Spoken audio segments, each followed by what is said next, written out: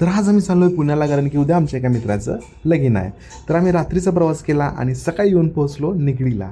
निगडीला आल्यानंतर आम्ही तिथेच फ्रेश झालो आणि त्याच्यानंतर आम्ही निघालो थोडं पुणे एक्सप्लोअर करायला, कारण की आमच्याकडे तसा बराच टाईम होता. तर आम्ही ऑटो बुक केली आणि निघालो आम्ही पुढच्या दिशेनं. त्याने आम्हाला सेफली लोकेशनला पोहोचवलं. तर हा पाहू शकताय तुम्ही शनिवार वाडा, जो की बाहेरून असा खूप छान दिसतोय.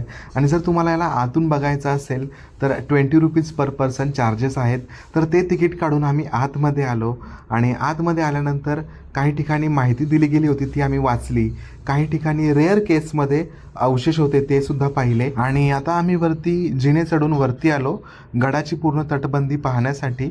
आणि तिथून आता आम्ही पुढे चाललो आहे, जिथे मेन दरवाजा आहे त्याचा जो वरचा एरिया आहे तर तिथे आलो आहे. तर वरच्या साईडला ही अशी काही वास्तू आहे.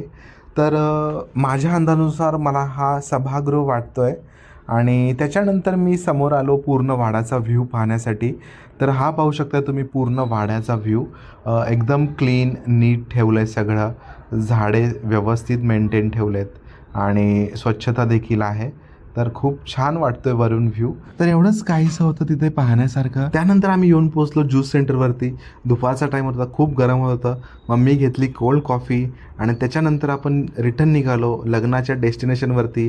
तिथेच तयार झालो. आणि हा बघा हा हॉलमधला व्ह्यू आणि हा बघा हा गडी, जसं आज लगीन आहे कसा दिसतोय बघा.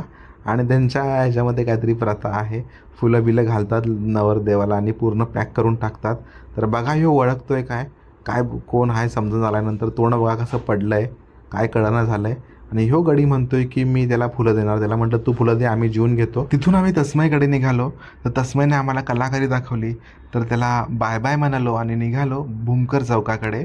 तर आम्हाला जाता जाता पाऊस लागला आणि तिथेच आम्हाला कॅब भेटली आणि थोडंसं ट्रॅफिक पण लागलं एक तासाभराचं. त्याच्यानंतर रात्री 11:30च्या आसपास आम्ही कोल्हापूरच्या जवळच पोहोचलो.